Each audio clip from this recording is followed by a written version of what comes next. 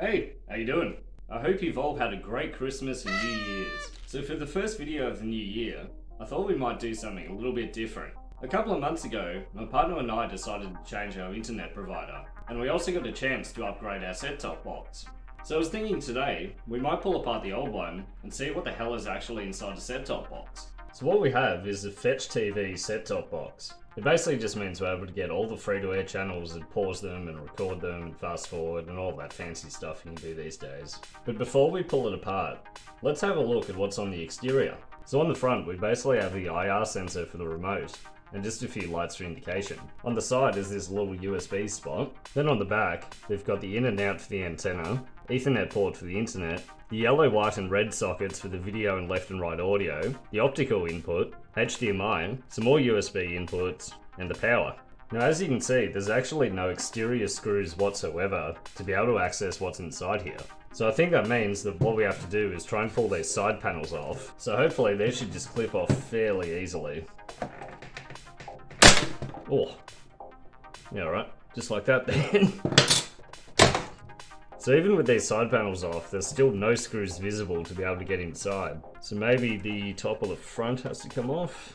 Oh, guess it doesn't really matter if it's gonna get broken anyway. Oh, Jesus. I think it just all clips together. Oh God, Jesus. This is violent. Oh, there we go.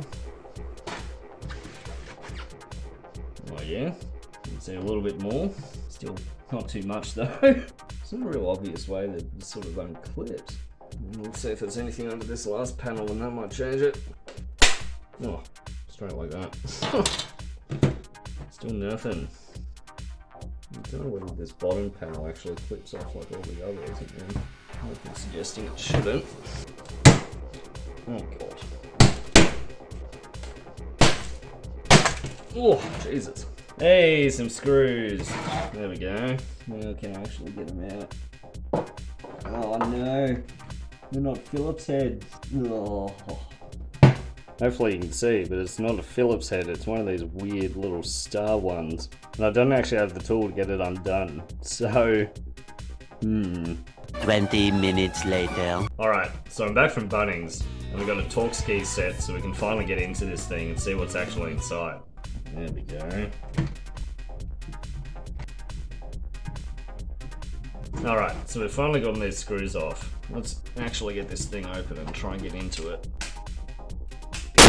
Oh, there we go. Finally into it. So let's have a look at what we're actually dealing with here. Well, I see a lot of chokes, and I see a lot of chips. And I don't know what any of them do. So, let's go and have a look on Google and see what we can find out about any of these. I'm wondering if maybe we can access whatever's under this big heat sink. Oh,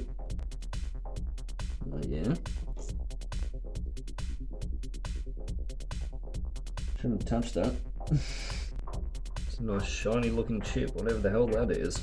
So from what I can see already, this is obviously the main circuit board that controls everything. But I think underneath this Faraday cage is where the hard drive is, which basically just stores all the recorded TV shows and movies and stuff. Oh, that's a big mama. Oh yeah, big old 1 terabyte hard drive. I mean, this looks like a pretty old one, so any wonder this thing was starting to get old and shit and slow. So I think this big shiny chip might be the video processor one, but it could also be any number of these other chips. So I think I'll type some of these numbers into Google and see if I can find out anything about them. So it looks like these two little chips down here are the DRAM. So each of these 3 chips here are all exactly the same, and they appear to be a MaxLinear MXL101SF, a single chip integrated tuner and demodulator receiver IC that meets the specifications of digital DVB-T TV standards. Oh yeah, and we've got this little blocky thing down here that I want to know what that's all about. So that is a 5TE12. Okay. So this little blocky thing down here is the NAND flash memory. So this little chip here would work in conjunction with the 2 RAM chips here, I'm guessing. So the big question is, what is this little shiny chip all about? Writing is tiny on here. Broadcom. Oh good God, this is a massive number and it's tiny. 7 2, 3, 1, 2. Oh god, this is like an eye test trying to work out what the hell it is. I think I'm gonna have to take a photo of this to be able to get a close up because I definitely can't read that properly.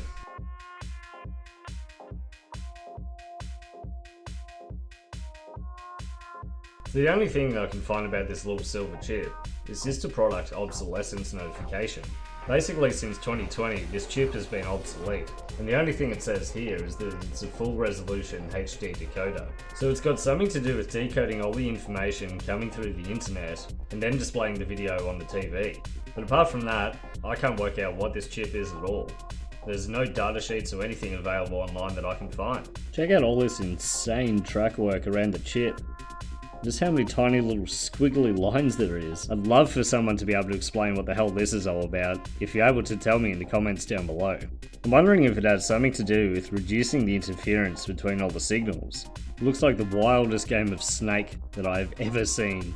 I don't know if there's any more chips on the underneath of the circuit board, but there's some screws here, so let's take them out and find out. Well, the only thing I can see is this little metal cage. There's no real way to get it off the circuit board without actually soldering off those little tabs.